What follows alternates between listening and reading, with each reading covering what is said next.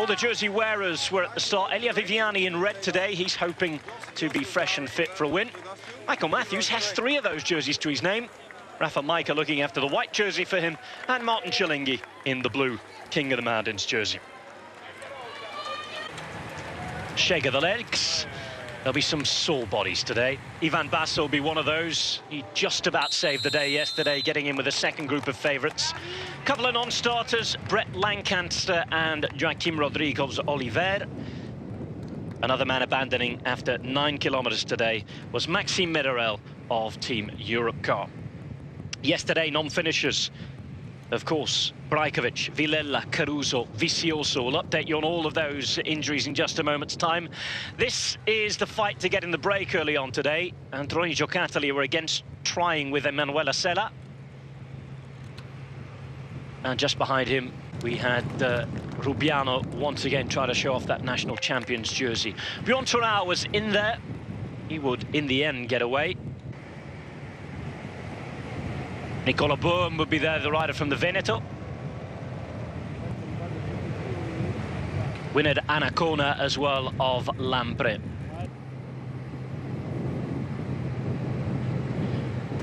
Winner Anacona was out there. I can tell you that Robinson Chalapur is there, Nicola Bohm, Nathan Haas, Anacona and Bjorn Thorau. The break eventually went. They had about 8 minutes. We're off for a quick commercial break. We're hearing that images are slightly delayed live from the course today. Back here with pictures from the finish line. We're hearing that there's a little problem getting pictures from out on the course back here up onto the satellite. For the moment, Sean Kelly alongside me. Yesterday was a strange day, Sean. We had so many problems out there. Michael Matthews and Cadel Evans, the big winners on the day, but a word on the carnage of that treacherous 6th stage. We had 4 DNFs, did not finish. Brajkovic, Villela, Caruso, Vicioso. The medical bulletin is absolutely huge today. It's going to take us the whole stage to go through everybody's injuries. Purito Rodriguez is out. He did not start today. Carretero, the man who was last on the road, retired as well. Brett Lancaster didn't start, and we've already had Maxime Mederel finish after 9 kilometres today. There'll be some sore bodies out there, won't there? A lot of sore bodies, and we see some of them yesterday, but we only see a tiny percentage what went down. You know, they're talking about, you know, 30, 40, 50 riders going down, and you know, there was a lot of riders came out very badly, and you know, teams losing number of riders. It was just a horrible crash, and you know, it was going so well the day. It was a relatively quiet day with the breakaway, and the bunch just controlled things. We see the 1 or 2 spills, nothing major, and then the big one just as we came onto the climb, and we had a straight road there for kilometre after kilometre, a little bit of a headwind, and you know, coming into the bottom of the climb, just a roundabout really, that's all it was, and it took everybody, took so many, you know, big favourites out, and it just wiped out, you know, for some of the guys. They lost so much time, it took them out of the general classification. Other ones are totally out of the race, and you look at Katusha, you know, losing 3 riders. Rodriguez coming, you know, back from breaking 2 ribs, again breaking a rib yesterday. Just you know, a disastrous day for a lot, and more disastrous for some because they have targeted this Giro in a big way. A lot of riders really losing out. That's the general classification at the moment. Michael Matthews amazingly in the win there. 21 seconds behind is Cadel Evans. Nairo Quintana out of the top 10. Kelderman finished well yesterday, as did Bouet and Pozzovivo in that little group. Just less than a minute behind, of course, the winners on the day. 4-man group finished the stage. Cataldo inside the top 20. He wasn't a happy bunny at all. Neither was Michele Scarponi, who now sits 2 minutes and 28 seconds behind on the overall. The best placed man from his team, almost the entire Astana team went down. 8 of the 9 from Cannondale went down. Basso just about inside the top 10 now, 2 minutes and 6 behind. A lot of the Movistar riders going as well. It was a really, really bad day, but the biggest losers out of all of it, without doubt, the eternal bad luck on Grand Tours for Joaquim Rodriguez Oliver. 37 years of age. It's looking harder and harder every year that he's going to win one of these things. Lost a lot of time yesterday, 9 minutes 40 down. 2 broken ribs, broken finger, and he was already carrying a couple of broken ribs from the Ardennes Classics as well. Not good for him. Rafa Majka, as you can see there, second in the overall young rider standings. He managed to get on a teammate's bike yesterday. I think it was Jay McCarthy, and ride up to the finish, so he didn't lose as much time as his teammate Nicholas Roach, who's now 15 minutes behind. The point standings, well, not too much change in the yesterday. Michael Matthews going into the top 10 with his stage win. Elia Viviani still in front with that, and will be looking, if he can, to try and get a sprint on today. He's already very motivated for this, tweeting this morning that he had the whole team behind him, despite the fact they were carrying a few injuries.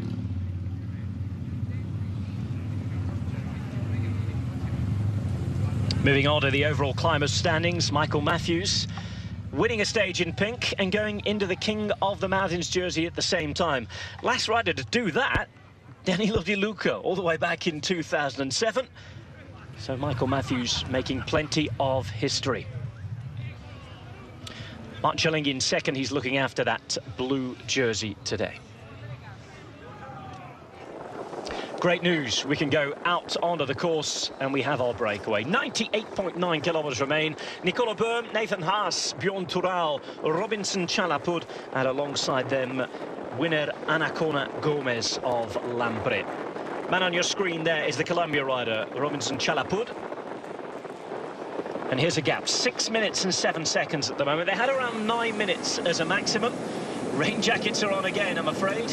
We've been through the feed zone very recently in the peloton, and there is the Katusha jersey of Luca Paolini right at the back there. Interesting one with Luca Paolini. He's invited himself onto Italian television tonight to try and defend the rider's stance the other day in Bari, and saying, well, you saw what happened yesterday with all the falls, give us a bit of leeway. This is why we forced the neutralisation. But of course, Sean, yesterday, no neutralisation was really possible because, yes, a few people having a go at Cadel Evans for going on. Clear that the racing was on, though. Medi defended him for pressing on, including his rival Basso. Question is, until when do you wait? First group, Scarponi, Rodriguez, even Arredondo 18 minutes back. Impossible to do, really. The race is a race, and that is what counts. Time to go for a break. We're back in a minute here on Eurosport Cycling.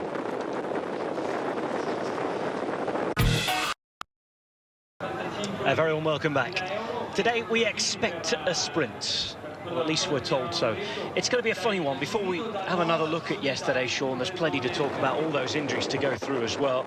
Today we probably look forward to a sprint given the profile, but again, given what happened yesterday, there's a bit of a chance maybe that if somebody does attack, people may sit up. What do you think is going to happen today? Well, again, I think looking at the route today, it looks like that we should see a sprint, because the final climb of the day, it's a long ways from the finish, and it's only a 4th category. So, you know, I'd be surprised if anybody, you know, really want to push on there.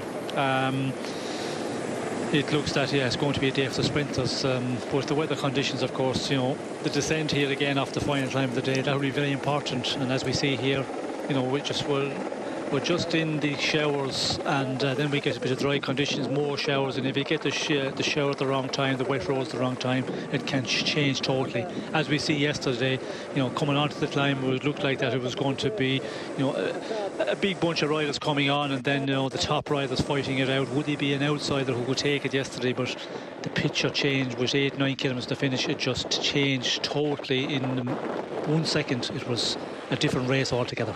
Well, it is a different race going forward now. We've had a lot of teams losing out. I think the biggest losers yesterday, without any doubt, Team Katusha, weren't they? Angel Vicioso this morning has retired from professional cycling, I'm afraid to say. The man who went down yesterday. He wasn't particularly the man we were most worried about. Vicioso going down, but we were very, very worried about Gianpaolo Caruso. In the end, has been diagnosed with just a trauma of the left femur, multiple abrasions, no break miraculously for the man who was looking very, very worrying at one point.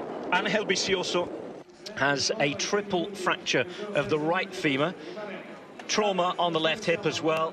That added to a broken wrist that he picked up on the Irish stages means that he's had to retire from cycling, and of course Sean, at 37 years of age, it's almost an impossible one to come back from. Yes, well, at your best, as a difficult one to come back from. It's going to take a long time, and of course, you know, he's at the end of his career, 37. It's going to take so long to get back. You know, it's just not. It's not worth the effort, and you're no guarantee you're going to get back to your level that you're at the moment. And as you're older as well, it's much more difficult to get back. If you're out for 6 months or 8 months, a year out of racing, then it's so difficult. Later in your career, it's very difficult to come back. The younger the guys are, well, they seem to come back that much better. Of course, as well, it's all about motivation and morale. That helps so much. And when you get to 37, he was, you know, maybe going to retire anyway this year or probably next year. So why continue on? Also in Katusha, the big headline was Joaquim Rodriguez Oliver, 37 years of age, again going. And again, not able to win a Grand Tour. He's been on the podium at each of the one of the Grand Tours. Vuelta a España, Tour de France, Giro d'Italia. Nothing allowed for him. I'm afraid he has had to retire. He's gone home as well. He already broke 2 ribs in the Amstel Gold Race last month. Another broken rib yesterday, a broken finger as well. Didn't leave hospital until about 9:30 last night, but still had time for the reporters and answered every single one of the questions, saying, of course, he was extremely disappointed. Now, we're seeing the attempts to get in the breakaway this morning. We don't often get to see it. You could tell that Martin Cialinghi wanted to go out and try and get some King of the Mountains points. He wasn't allowed to go.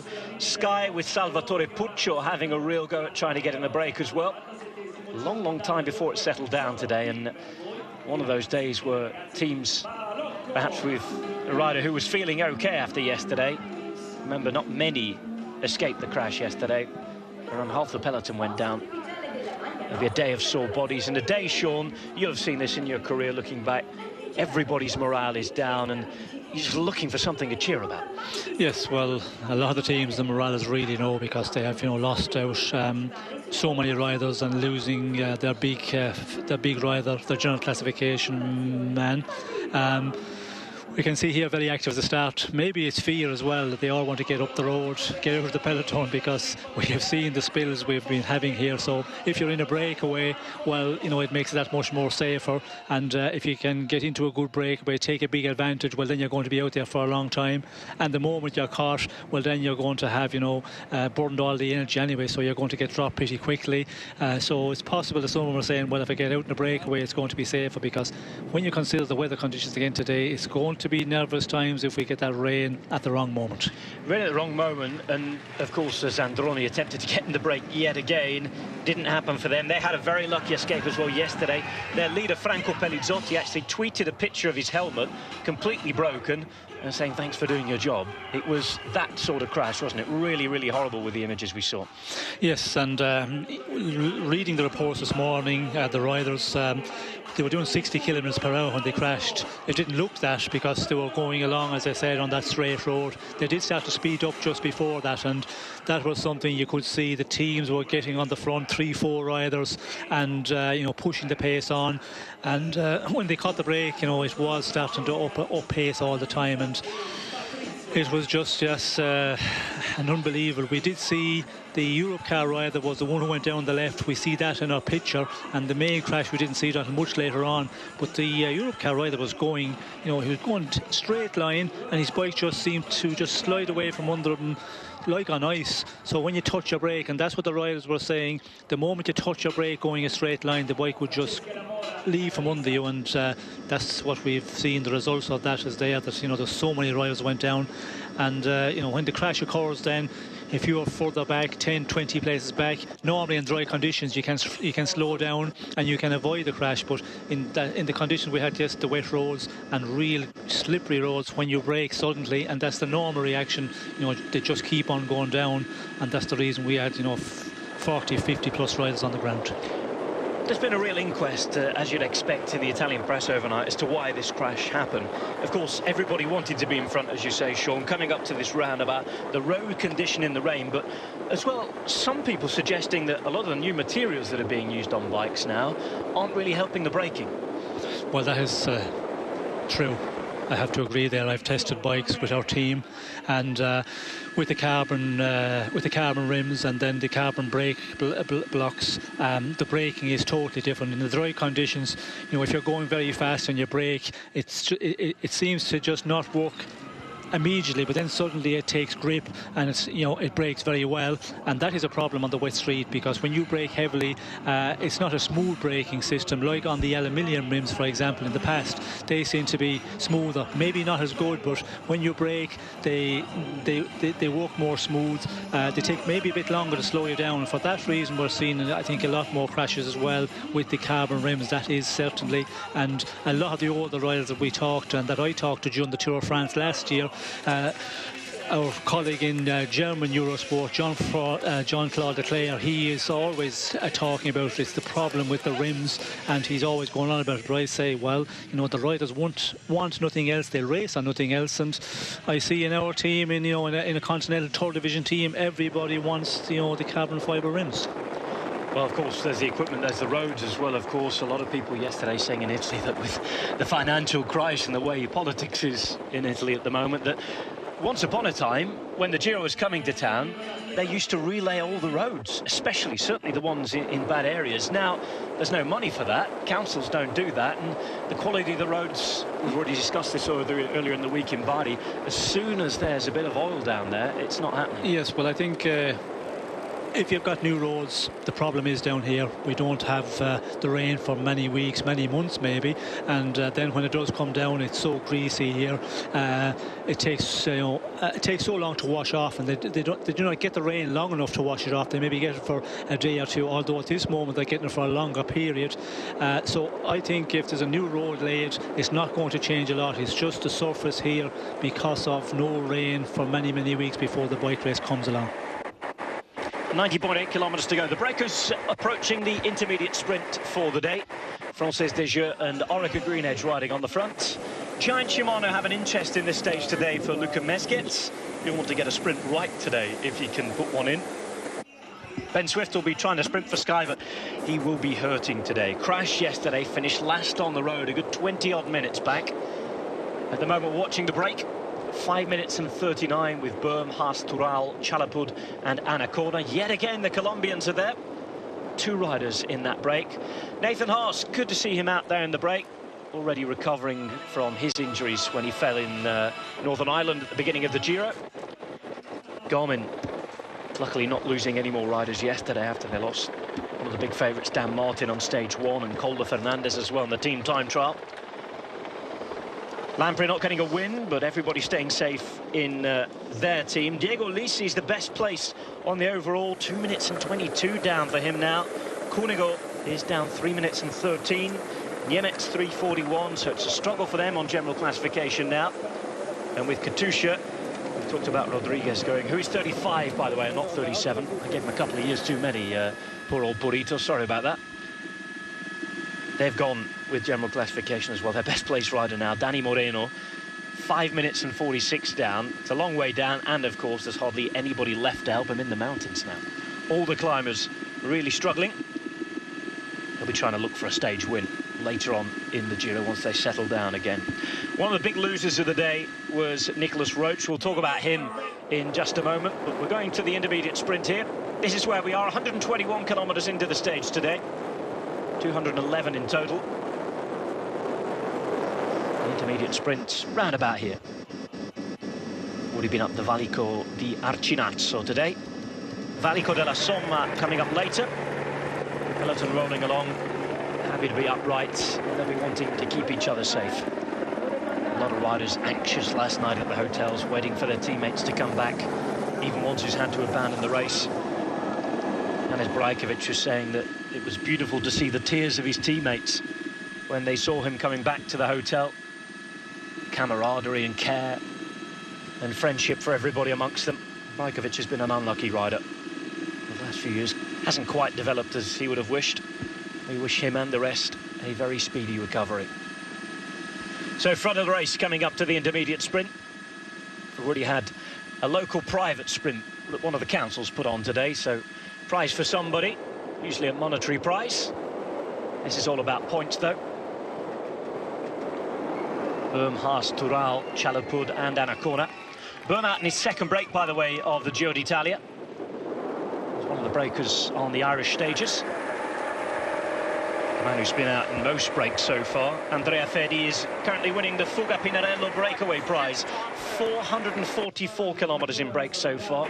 Matthew was out for almost 240 Ks yesterday.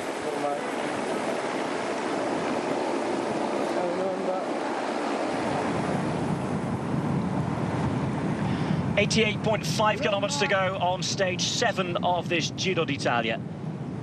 On our way today into the finale in Foligno, and a day after all of those awful injuries, we are here hoping for a sprint finish. It's the intermediate sprint that's coming up first. Breakaway riders of Nicola Böhm, Nathan Haas, winner Anacona, Robinson Chalapud and Bjorn Turhau out there in front. The man in the light green is Nicola Böhm. Second break of this Giro d'Italia for the Bardiani rider.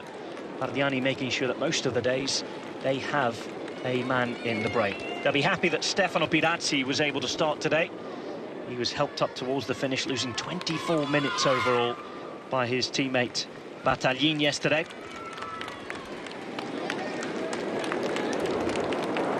Quick look behind.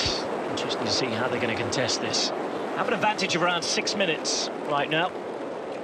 Nathan Haas in second place there, Australian rider riding for Garmin Sharp, the American team. Looks as though it's going to be the Colombian rider Chalapud who's going to go out and sprint. Böhm wants to take it as well in the green. Chalapud in front in the black. He will take maximum points. And at the intermediate sprint here at Rieti, it is Chalapud who takes maximum points with Nicola Böhm in second. 87.6 kilometres to go. And Team Colombia again animating things as they promised to do so when they came to the Giro d'Italia. So Chalapud with the maximum points. No threat to Elia Viviani's red jersey at the moment. Quick discussion of where we're going today. Even an inter-team one as well. Böhm giving up on the sprint fairly early doors. In third place, taking the rest of the points, Nathan Haas. Seems though, Sean, that only a couple of riders will bother about that one. Yes, not really contested between all the breakaway men. And I think we see it already yesterday. In the earlier days, of course, depending on what classement it is, but if you go for the mountain classification, we remember the stages in Ireland, they were very much contested because there was a jersey up for grabs, and if you could get up in the sprint on the first stage, well, then you were guaranteed to get into a jersey, so it was contested more seriously. Where here we have already seen in the past days where they just roll through and make a little bit of a sprint in the end. Of course, there's always prize money to pick up here, and if you're out there during the stage for a long time, well, why not have a go and try and pick up maximum points, but also the prize money, because it all adds up at the end of a 3-week tour if you keep adding a bit to the pot every day.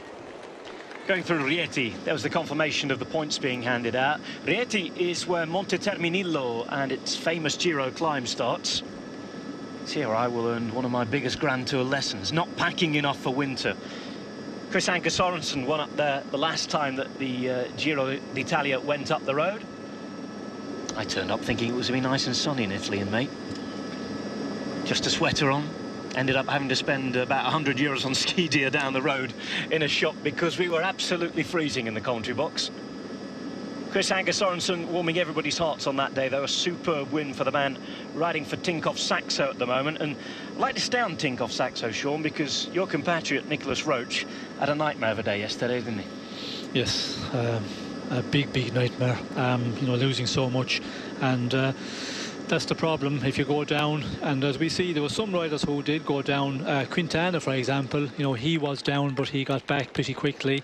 He did seem to change his bike also, because I was just looking at him as he came in yesterday. He didn't seem to have any frame number on, so it looks like there was a change. But did he get it from a teammate? I doubt it very much, because to get such a small bike, I don't think there's anybody that small in the team. So it looks like he did get on a new bike. And you know, it's just a look at the draw. If you can get back on the road again, First of all, you go down and you slide along and you get the normal where you lose your jersey and your shorts, and there was a lot of guys who lost their full kit yesterday, and that's something for the teams. There's a lot of kit being destroyed in this race since we started just a week ago, but if you can get back on your bike quickly or get a spare bike, well then you can limit your losses. And there's some of the guys did do that yesterday, because when you look at some of the general classification men who were down or who were caught behind the crash, they got back and finished pretty well. Like Quintana, now he's at 2.8. He's still in there with a great shout. But for Nicholas Roche, for example, and there's a few others also, Cataldo, he lost a bit of time, but not anything like Nicholas Roche. He just totally out of the general classification, losing that huge amount of time. They can save the GC with Rafa Majka, though. Rafael Majka 1:25 behind. He's looking after the white jersey for Michael Matthews today. Amazing that Matthews has 3 of the 4 jerseys, leading the King of the Mountains classification. More than a sprinter, you would have to think now, Michael Matthews. And they were really building up to big things yesterday. I think keen to shift the focus away from what happened in the crash. Italian journalists saying that they expected Michael Matthews, 23 years of age now, first Giro d'Italia for him, 3 jerseys, and they're saying, well, we might see him in a Liège-Bastogne-Liège or a Flanders. Would you agree with that, Sean? Well, I think the way he's performed at the moment, he's really surprised me how well he's performing. And he did talk that, and he's coming up with the goods that he talked about. And we see him 2 days ago, yesterday, he put up a great performance, and just rode very well, and in the end very cool. He just let Calvin Evans ride on there, and then in the end just took it in the final meters. Here we go then, intermediate sprint points still to be mopped up. What's left of them? Giacomo Nizzolo is going there, but there is the red jersey of Elia Viviani. Ben Swift doing his best to follow. In the meantime, bizarrely, we go back to the break of Nathan Haas. We'll try and bring you the report on what happens there with the sprint. Nathan Haas making sure all his food's safe away in his pocket. Nice change for him to get out and ride, do something today. Garmin have been regrouping over the last few days, certainly doing what they can in this rain-set, horrible Giro d'Italia. There is Viviani taking the rest of the points, it looked like. Yesterday we had Nicola Ruffoni coming through and being a party pooper for Viviani.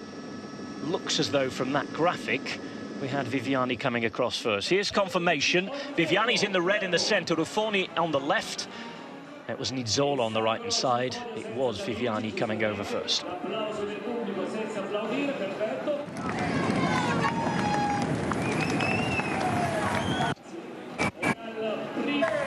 83.9 kilometres to go.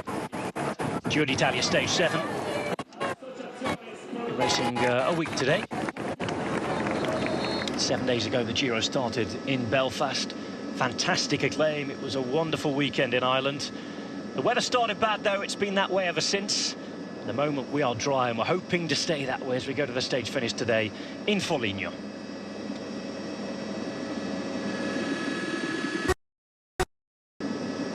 .1 kilometres remain. 5 minutes and 44 is the gap from the break, consisting of 5 riders all the way back to the peloton. Nicola Bohm, Nathan Haas, Winner Anacona, Robinson Chalapud and Bjorn Thurau are our men at the break today. This is the Maglia Rosa group, the pink jersey group of Michael Matthews, the man who is leading in most of the classifications. Really impressed everyone again with his climbing ability and maturity yesterday. Now wants to keep targeting the harder stages. And it'd be a man to watch for the points jersey overall, you feel, Sean, given his form. Certainly.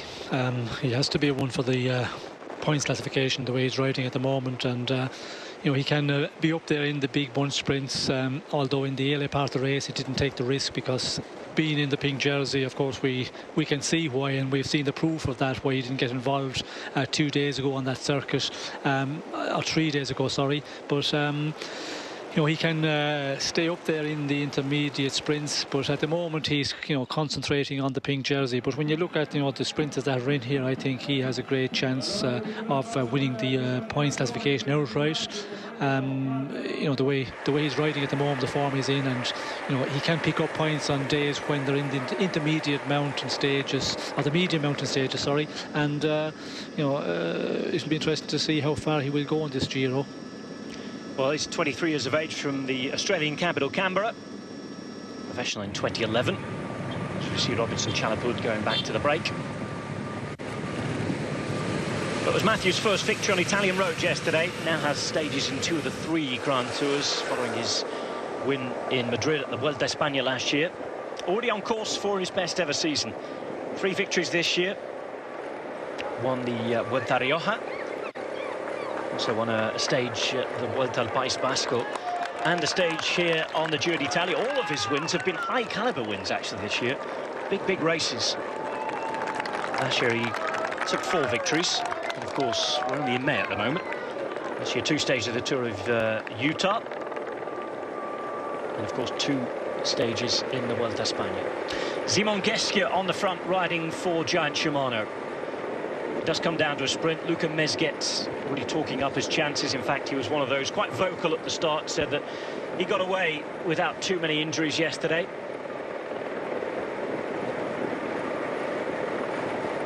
Hoping to be set up in the sprint today. Giant Shimano dealing fairly well with the absence of Marcel Kittel. Another team who stayed mostly out of trouble yesterday. BMC had men down, but of course pressed on with the 3 men they had up the front. Daniel Oss did a superb job for Cadel Evans yesterday. And again, I must reiterate, many of Evans' big rivals actually supporting the decision to go on. You called it and you said it was racing, Sean, and Ivan Basso certainly agreeing yesterday, saying let's not create any problems or any media war when there certainly isn't one. Yes, I think there was no question yesterday. And we did talk about on the climate theft, the riders, are they aware of the crash? I don't think they were aware it was so bad, because the ones that were up front, they were probably in front of most of the crash. They might have seen some riders a little bit to the left or right who slided off, but in general, you know, you'd hear the crash happening, but I don't think anyone would have been aware that it was so bad, except the riders who were there on the road and they could see what was happening. But from the riders who were out in front and also in the chasing group, and at that point in the race, you know, you cannot stop racing there, otherwise, well, you know, it's ongoing, and every time there's a crash, and if you start doing that, then there's somebody fall, or 1 or 2 guys fall on the climb, you have to wait for them. So, you know, it's an understanding within the riders in the early part of the race. If there's a big crash, certainly they slow down if they're 50-70 kilometres from the finish. But when you're inside the last 40-30 kilometres, when the racing is going on, and that's something as well, if they're racing at the moment and been racing for quite a while, and then there's a crash, in the final they continue on. If they're going really slow for some reason, the breakaway out front and the peloton is not really contesting to finish a flat run in, sometimes they might slow down in the final. But when it's very important, like it was yesterday with a hilltop finish, you cannot expect anybody to slow down. And the riders, I think, when Basso says you know that he had to go on yesterday, well, and he was the one who also got caught behind, so you know, you take it from those guys, the experience. He's in there, he's one of the, you know, the most senior riders in the peloton. 78 kilometres to go here. Just while there's a bit of a lull in things, we're waiting for either the peloton to really put the pace down or the breakaway to do something on this final climb today. Let's just go and open the medical bulletin from yesterday. It's quite a long read, isn't it, Sean? You and I got the communique through, and we spent a couple of hours digesting it and trying to take it all in. There's just so much information there because so much happened yesterday. The newspapers, 6 pages full in the daily sports paper Gazzetta dello Sport this morning, talking about this problem. Of course, the big one we were all worried about was Gianpaolo Caruso with those horrible still images yesterday. He was as still as a statue, and then we were almost grateful to see him screaming out with pain, because it meant that he was alive and okay. It was that initial real shock when you saw him immobile that something more serious could have happened than just the contusions and the trauma to the left side of his body. Yes, I think when the rider go down and there's no movement, that's when you're concerned. But then we could see Caruso, he was moving his arm, and then we see that he was, you know, screaming with pain, and that's a good sign. And you know, luckily that he didn't break anything, which is surprising. It looked like that he had done some damage, but you know, he's come out, and the riders who have broke ribs, for example, and broke fingers, they continue on. And that is the amazing thing. The bike riders, they go down so hard, and they can't get back on their bike. The adrenaline is flowing, of course, at that point, so you get back on your bike. And I think the perfect example is Purito Rodriguez. You know, he got back on his bike immediately, and then he felt that he had done damage, and as he went on, he couldn't breathe, and that is the signal that the rib, you've done damage to the ribs once again for him. So yeah, it's you know, it's an amazing, those guys, the way they can continue on. And I think we did see some fabulous shots yesterday of riders climbing up there, and you know, they were the whole kit was almost ripped off them. Shorts, jerseys, there was almost nothing left, and that has been a familiar picture in this race. I think we'll have to move the Giro to a post-watershed broadcast slot if this carries on. There's a lot of skin showing yesterday. Gianpaolo Caruso then with that trauma. We've seen Angel Vicioso unfortunately have to retire from cycling this morning. Triple fracture to the femur added to his broken wrist and Ireland. We wish him a speedy recovery and of course a very happy retirement. More about those injuries when we come back. We're off for a quick commercial break. 133 kilometres into today's stage, on our way into Foligno on the Giro d'Italia.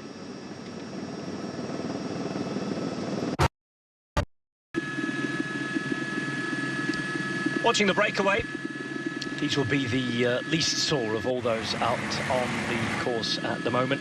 Lots of news from the infirmary. In fact, the local hospitals were busy last night. Doctors called in from out of hours and holidays.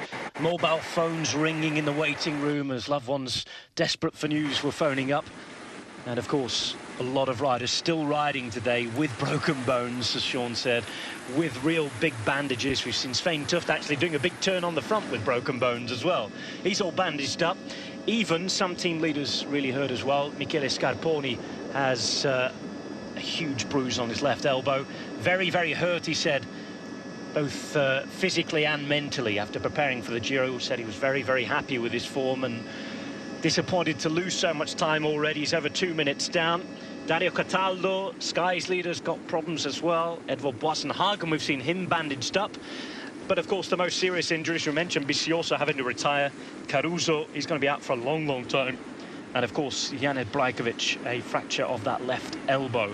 Davide Villela, first year a neo-pro, taught a harsh lesson. In his early 20s, riding for Cannondale, he was one of 8 riders to fall out of that 9-man team, the only man to get away with it, true to his name. Oscar Gatto, the cat, dicing around and dancing away from all of those falls. He was okay and finished in that second group. Ivan Basso just got back on.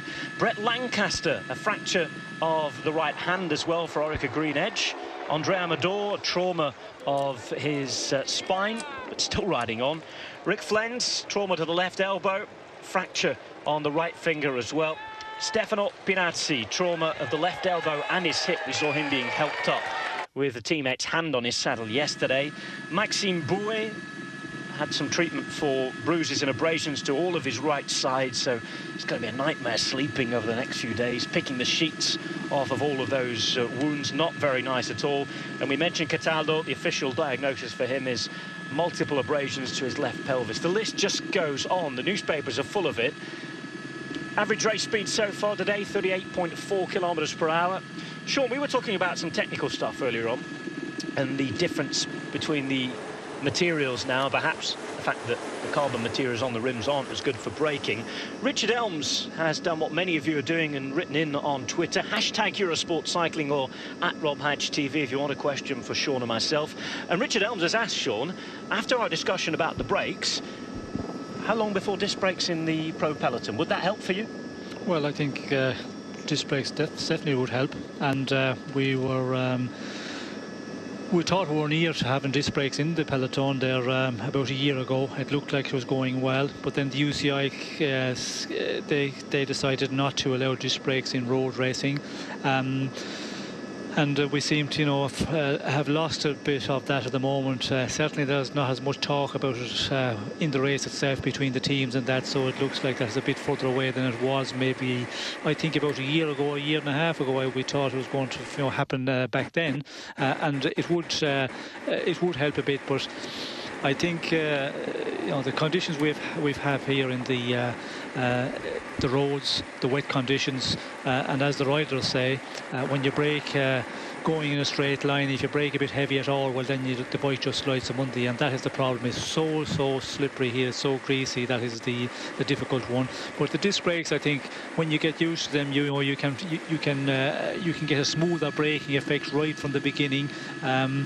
So I think they would be a bit better, but I'm not into the material big time, but I would reckon that the disc brakes could be a little bit better than the carbon fibre and the carbon fibre brake blocks.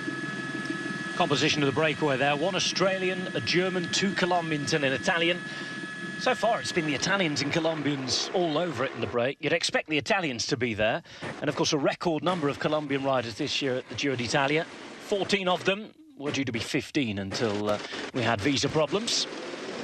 Colombian team given an invite, and Sean, one way to repay the faith for that invite is to get yourselves in the breaks and animate the race. Yes, I think we've seen that a lot. Yesterday we see the teams are in the breakaway. I think they were all the teams that got wildcards into this Giro, so they're the ones who are making the race a bit more interesting in the earlier part on these transition days, and we certainly need that, because to make the race in the days where the big teams, the big favourites, they just play the waiting game and wait until the end. It's very important that we have these breakaways, and they get up the road right from the beginning.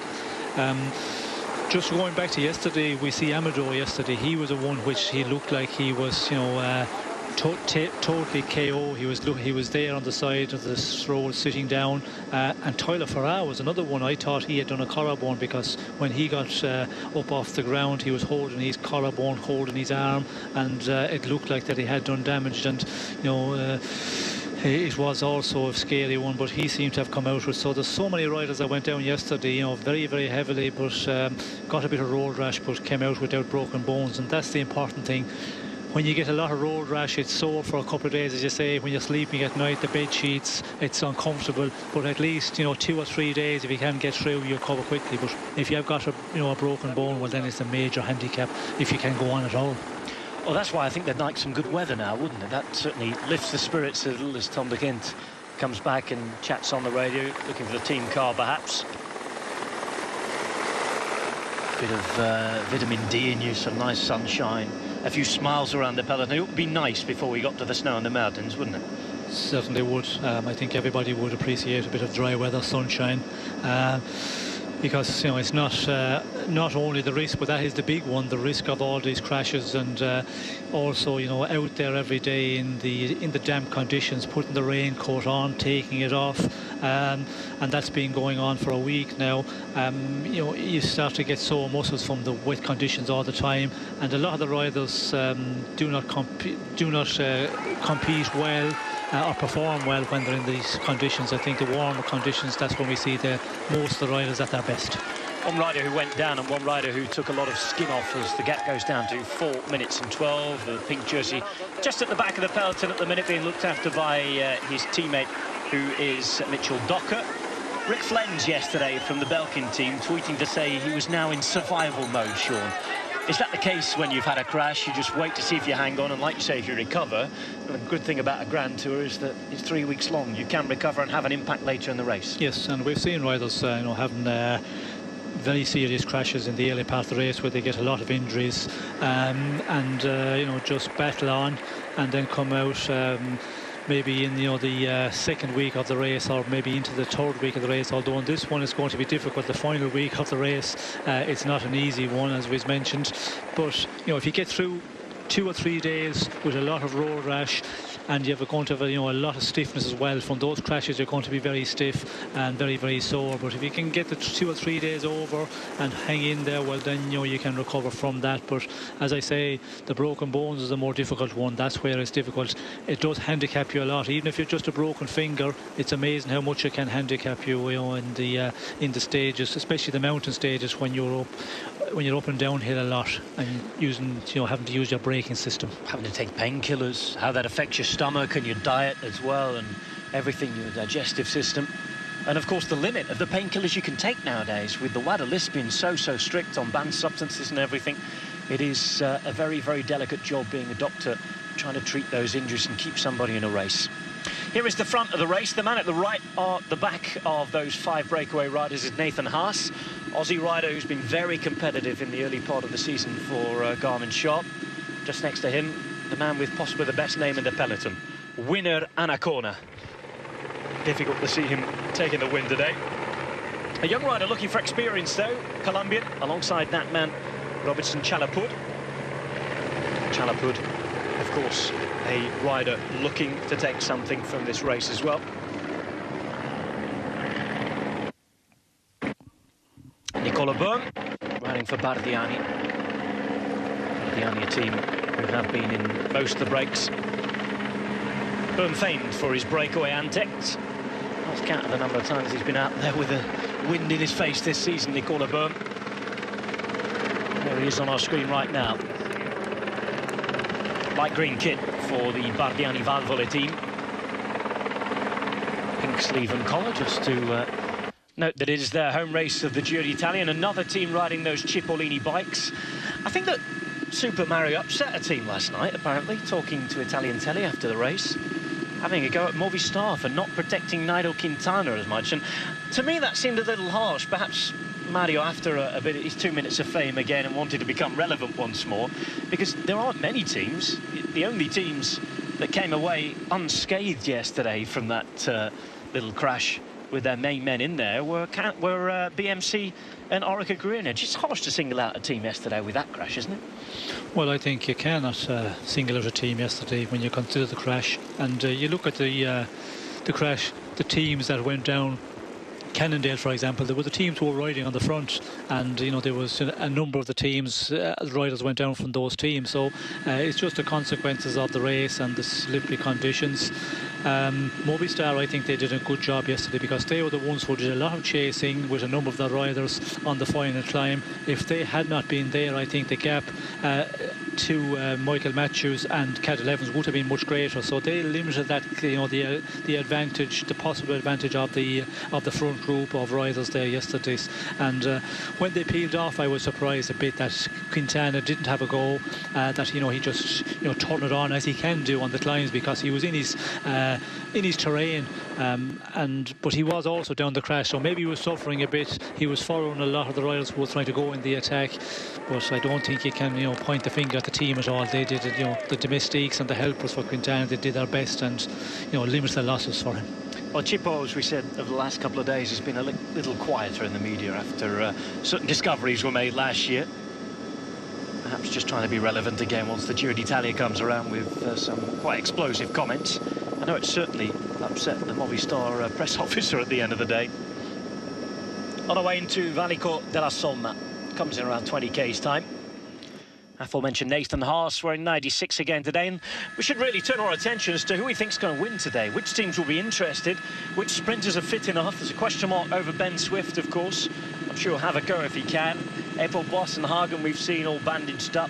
Nasser Bouhanni looking okay as he went to sprint for those intermediate sprint points as well. Elia Viviani was one of the few men who actually thought about today's stage at the start instead of just hanging on a recovery. He said, we're ready and we're going to go for it. Luca Mezgets as well for Giant Shimano. Could be a very, very interesting end to the stage. But of course, with a gap at 4 minutes and 10 seconds at the minute, there's still a bit of catching to be done. Plenty of time to do that. 67.8 kilometres to go on this stage 7 of the Giro.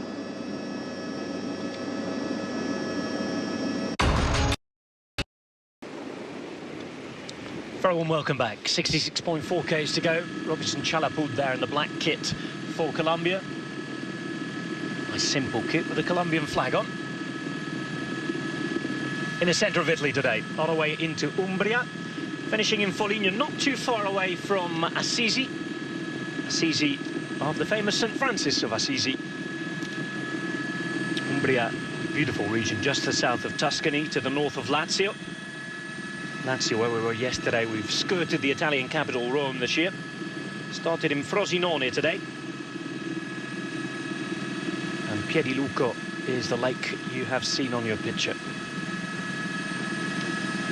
Foligno, the third largest town in Umbria, by the way. The capital of the region, Perugia, famous for its chocolate. Lovely area as well to visit. Nice pretty city. hilly, more than a mountainous region, just above the very centre of the Italian peninsula.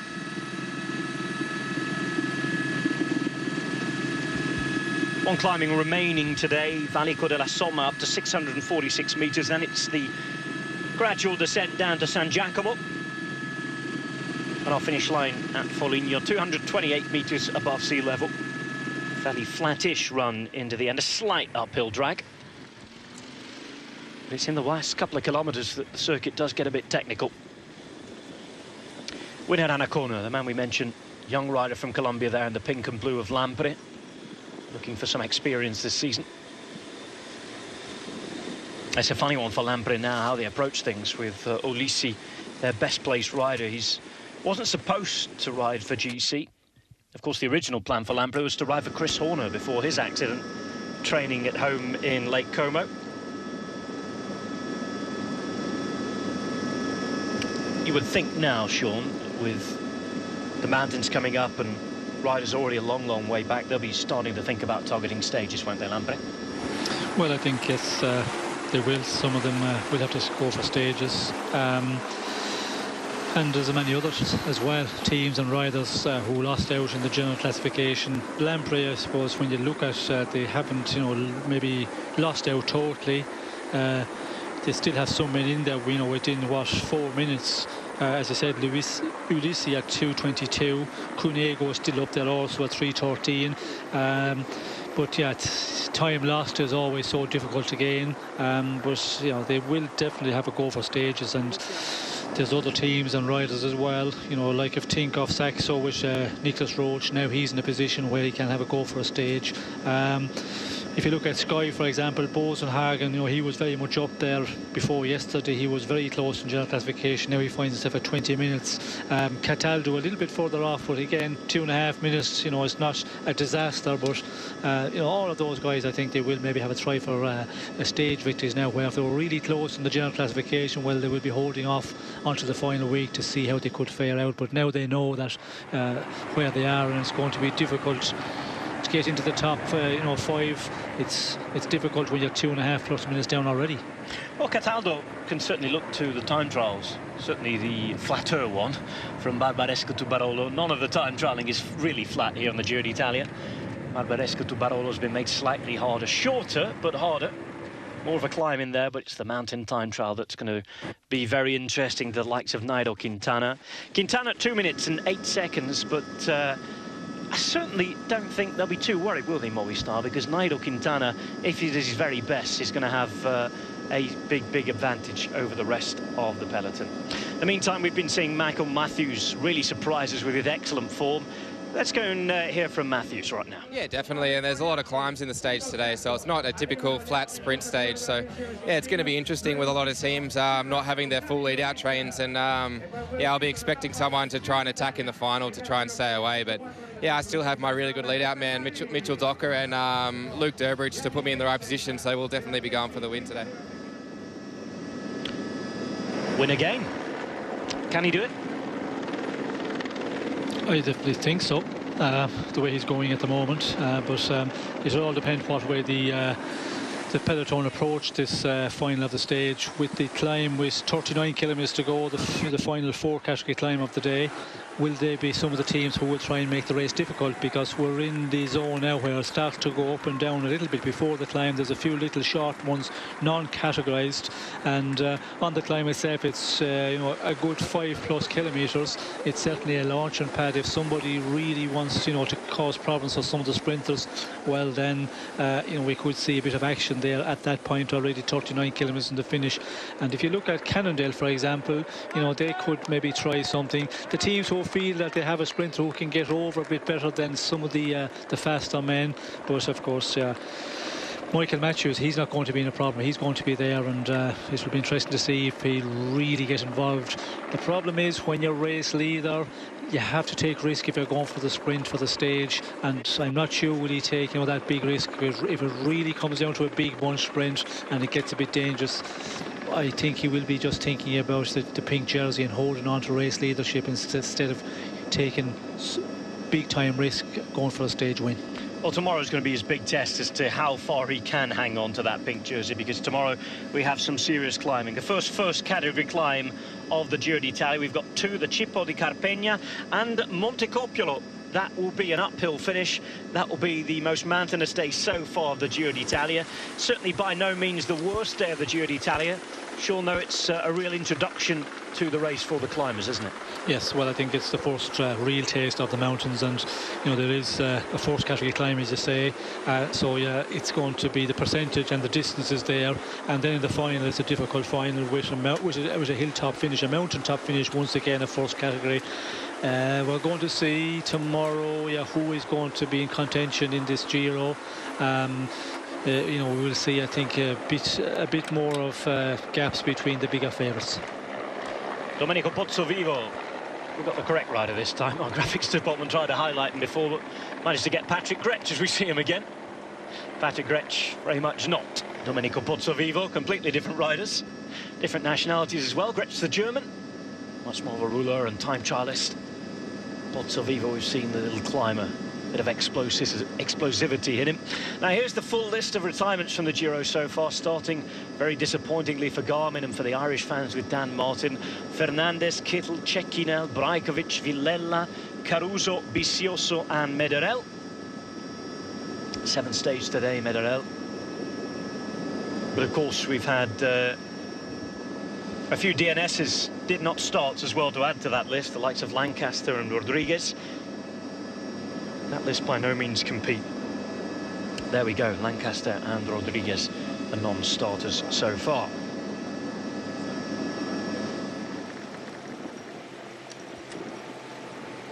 Back with a break. Bjorn Torau on the left-hand side from good cycling stock, son of Didi Torau. He's been a man to be in a couple of breakaways already. An important rider for the spring. Look at him, huge frame, the young German. Riding for the French team Europe Cup. It's hard, Sean, isn't it? When you've ridden a full spring in the classics, you come into a Giro d'Italia, not much rest. Really tough on the body for the first part of the season. Yes, it is. It's a big one. And if you come into the classics and the early part in top shape or close to your top shape, well, then it's so difficult to hold on to that. You know, if you go into the some of those races, and if you're there as a domestique and you're not really at your best, well then there is that room for improvement, and so it all depends what way you attack the early part of the season. If you attack it with your top form or close to your top form the first race of the season, then it's difficult to be in real good shape for this one. Under 62 k's to go now. Approaching the climb, Valico della Somma. Really can't wait to see if any of the teams like Orica Green Edge, like Sky, maybe even for Swift, if he's feeling good, are going to make this harder for the bigger sprinters like Viviani. It's one of those days where there are maximum points for the points jersey in this new restructure of the points competition. So the big sprinters are all going to be very, very interested. We're going to go away, have a chat with our sponsors. We'll be back in just a moment with the rest of this stage 7. Breakaway really trying to put the pace on again. Nathan Haas on the descent from a very small ridge that they're climbing. Again, small in relation to the final climb that is to come, the 4th category, Valico della Somma. Gap's gone out to 4 minutes and 37 again for the breakaway. Was down at 4 minutes and 20. Keep playing the waiting game at the moment. Are those sprinters, the big ones, going to be put out, or at least put under pressure by Orica Green Edge? Again, might not be necessarily the case, Sean, that they're put out of the race, but they may be slightly distanced and then have to work and waste energy to get back on, which, again, would be a very good tactic from Orica Green Edge to help Matthews against the faster boys. Well, I think if you make it a little bit difficult on the climb, it's certainly, you know, put the real fast sprinters in a bit of difficulty, and if you do not manage to get rid of them on the climb, they have to really dig in to stay there. And as you say, if they lose a bit of ground, they have to chase back on. Well, then it takes a bit of edge off their sprint. And But I'd be surprised if Greenedge, you know, go about doing that. They are going to be concentrating on control in the front of the race here and looking after matches. I don't think they will try and do that. To be some of the other teams who are getting a little bit desperate, maybe, that haven't got a stage win a week into the race and they haven't got anything, and to get something out of the race, a stage victory is probably the best they can hope for. So you could see some of them teams, but when you look at the sprinters here, you have to ask yourself which ones are the best ones, and you know which ones can get over the climb. It's hard to work it out. And you know, if you look at Ferrari, for example, you know, who, if he gets to the finish, he's always a one if he can get it right. Bohani as well don't like the climbs. And there's a number of them, like the real fast men. Viviani, I'm not too sure. He's not that great either. Doesn't like the climbs at all. So there's possibly, you know, some of those guys and some of the other sprinters are saying, well, if we do something on the climb, we could put these guys into difficulty and maybe just blow them out of the peloton totally. And you know, if you make the race difficult on the climb, it just continue on from that point, because, as I said, 39 kilometres to finish. You have the downhill, you must remember, and then, you know, it's what, 30 kilometres to finish, so it could go all the way. Certainly could go all the way. All depends on how it is raced behind. 4 minutes and 48 now. Cannondale put a man on the front. Giant Shimano still with a man on the front. Frances Desjeux there as well. So, Sean, by looking at this, you're already getting an idea of which teams believe in their chances today. For Cannondale, we're thinking about the aforementioned Elia Viviani. Great opportunity for him to consolidate his lead in the points jersey today. Remember, he leads by 4 ahead of Nasser Bouhanni at the moment. Bouhanni in second place in the points competition, and Bouhanni riding for Frances Desjeux, the team in the blue we saw with a rider on the front. And of course, Giant Shimano, their plan A, Marcel Kittel, would have been the man to really have a go today. Plan B's not a bad one either, though. Luca Mezget's having his best season out of the 3 he's been a professional so far. And of course, today, talking up his chances, it's an interesting mix. So 3 teams straight to the fore. We may get some more interested as time goes past. This is Arrone Castle. 56 kilometres to go. We're on our way into Umbria.